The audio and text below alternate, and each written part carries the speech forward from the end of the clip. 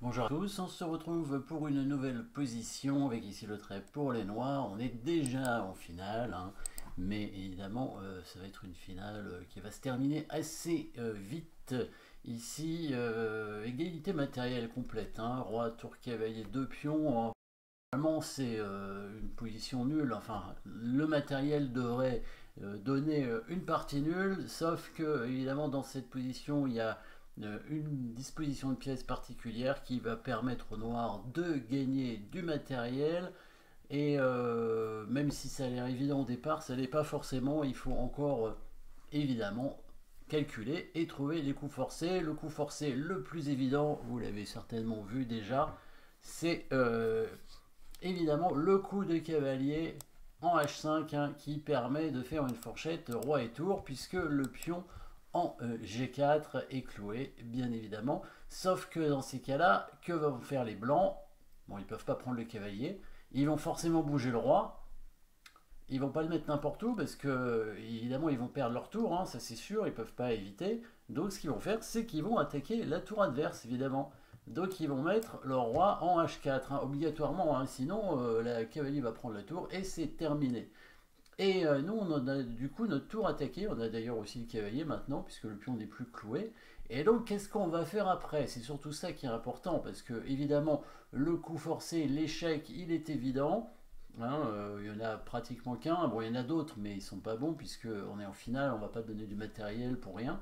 Donc cavalier H5, roi H4 et quelle est la suite? Voilà, ça c'est la suite qui est importante évidemment et ça permet cette petite position est intéressante parce que ça permet d'anticiper la suite, anticiper les prochains coups, pas faire un coup comme ça tout de suite, immédiatement, sans réfléchir, mais anticiper la suite.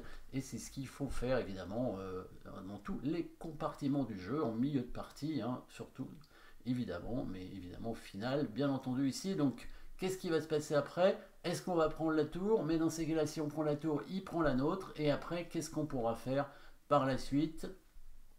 Peut-être avez-vous vu le coup suivant, qui est très important pour les noirs, évidemment le coup suivant qui va permettre de bloquer le roi blanc, de créer un réseau de maths et de mater le roi tout simplement avec le cavalier qui va venir contrôler les deux cases de retrait du roi blanc. Hein.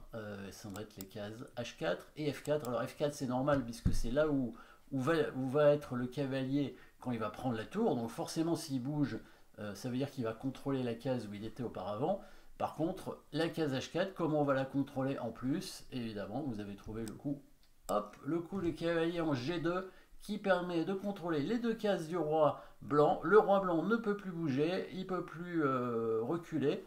Hein, le roi noir est là pour contrôler les deux autres cases derrière et même le pion ici. Hein, comme ça, ça va permettre au pion F7 de monter en F6. Le cavalier blanc est à l'opposé, il ne peut rien faire pour contrôler cette fameuse case en F6. Pas d'échec possible non plus pour le cavalier, il ne sert à rien. Et c'est un mat imparable. Donc voyons la variante cavalier H5 échec. Évidemment, le roi est obligé de bouger, le pion ne peut pas prendre.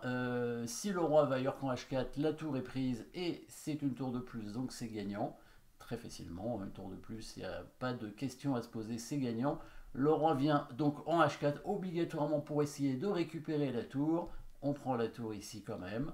Alors bouger la tour sert à rien puisque le cavalier est en prise. Et donc il n'y a pas le choix en fait. Hein. Il n'y a pas d'échec dans cette position, à part donner la tour aussi. Hein. Donc on est un peu obligé. Après, si on bouge la tour, c'est vrai qu'on menace une fourchette avec le pion. Mais les blancs ne sont pas obligés de prendre le cavalier, ils peuvent simplement bouger leur tour. Hein. Par exemple, tour C5, hein, ici, la tour blanche va bouger en D4 ou en E4, hein, comme ils veulent. Et bon, bah là, la position est tout simplement égale. Hein. Il n'y a aucune raison que les noirs soient mieux ici. Par contre, cavalier prend tour, évidemment. Roi prend tour obligatoirement, hein, sinon les blancs ont une tour de moins. Et le coup cavalier en G2 qui permet donc de bloquer le roi et de le mettre dans un réseau de maths, une toile d'araignée. Voilà, petite combinaison de finale ici qui permet de bien comprendre l'anticipation hein, qu'il faut arriver à faire en partie, toujours. Trois coups ici, bon là il n'y a pas beaucoup de pièces, donc c'est plus facile que dans le milieu de partie peut-être, mais 3 coups c'est quand même quelque chose d'assez important, au moins toujours essayer de voir un coup plus loin. Donc il faut vraiment s'habituer à faire ça, hein. Ça demande de la réflexion évidemment, mais c'est important. Merci d'avoir suivi cette position, n'oubliez pas de vous abonner et à très bientôt.